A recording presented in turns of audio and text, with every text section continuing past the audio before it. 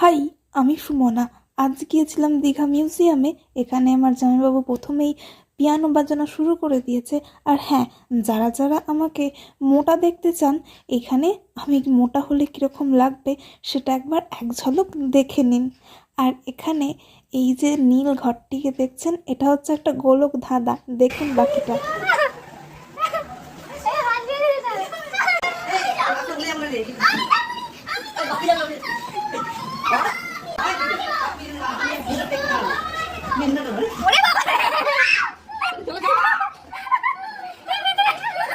আর আমার বোনঝি ওখানে একদমই যেতে চাইছিল না। শুধু আমার বোনঝি নয়, প্রথমটা আমরাও সবাই ভয় পেয়েছিলাম।